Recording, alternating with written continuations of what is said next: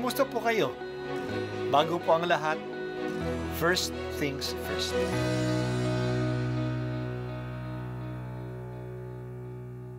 Good morning po. Sinisimulan po natin ngayon ang first things first. At dito po, tinatalakay natin sa unang bahagi ng umaga natin ay ang first readings na binabasa po sa banal na misa. Ito pong tinatalakay natin kasi madalas po kasi marami na tayong alam tungkol sa gospel readings. Pero konti po ang nagsasalita sa first readings. Pero ang first readings, bahagi din po yan ng Biblia, ng banal na kasulatan. Kaya susubaybayan po natin ang mga first readings, basahin po natin at kuminsan kailangan ng basahin ng 2 o 3 beses bago maintindihan kasi hindi po tayo familiar sa mga istorya at sa mga kaisipan na tinatalakay dito.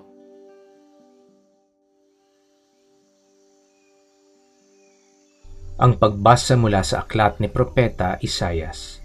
Ang sabi ng Panginoon, "Ako ay lilikha, isang bagong lupa't isang bagong langit.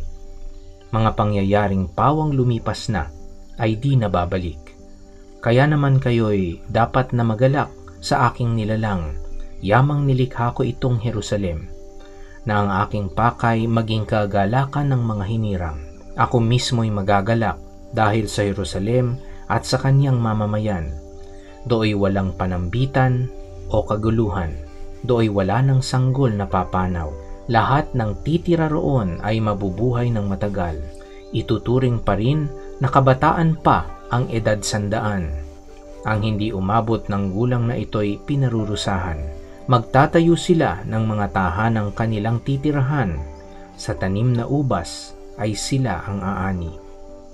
Ang salita ng Diyos. Salamat sa Diyos. Lahat tayo'y naghahangad ng kaunlaran.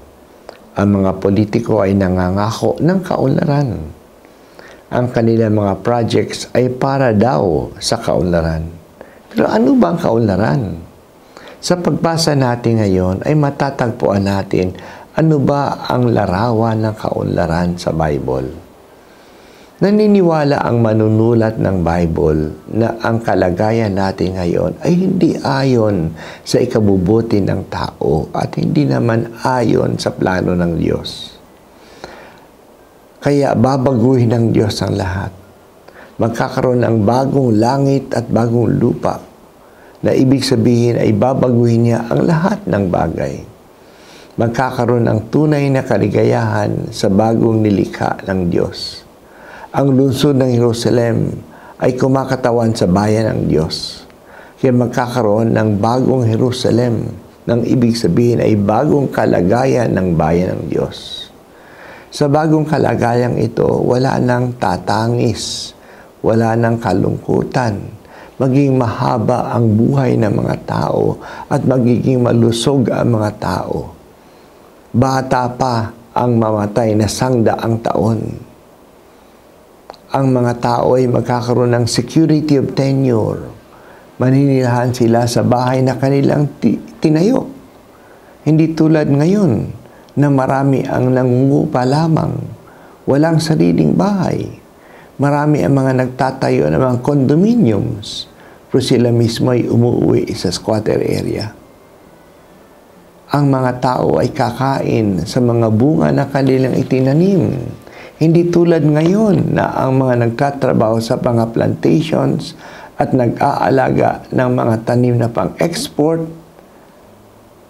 ang nakakakain ay ibang mga tao sa ibang mga bansa. Pero sila mismo ay hindi nakakakain, nakakatikiman lang ng bunga na kanilang itinanim. Ang Biblia ay hindi lang naglalarawan ang mga kasamaan na nangyayari sa tao. Matatagpuan din natin sa Bible ang magagandang larawan ng gusto ng Diyos na ipangarap natin. The Word of God wants us to dream the dream of God for His people. Tulad ng mga magulang na may magagandang pangarap para sa kanilang mga anak, ang Diyos ay may magagandang pangarap din para sa atin tulad ng pagbasa natin ngayon. Sana ang mga pangarap na ito ay maging atin din. dito tayo nabibigyan ng pag-asa. Tumitingala tayo. Mangarap tayo. Pero ang pangarap ay mananatiling panaginip lang kung hindi tayo kikilos ayon sa ating pangarap. Hindi ba natin maaabot ang pangarap natin pero kumikilos tayo sa direksyon ng pangarap na ito. At dahil sa mga ito ay pangarap din ng Diyos, siya na ang magbibigay ng kaganapan sa mga kinikulusan natin. Mangarap tayo ng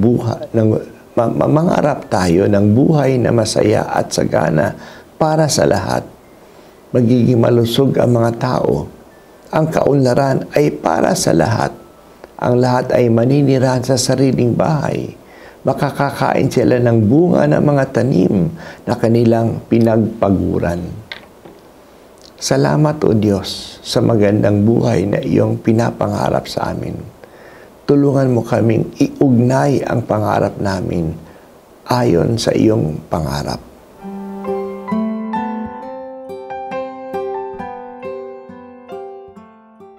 At ako po ay si Bishop Broderick Pabilio dito sa First Things First.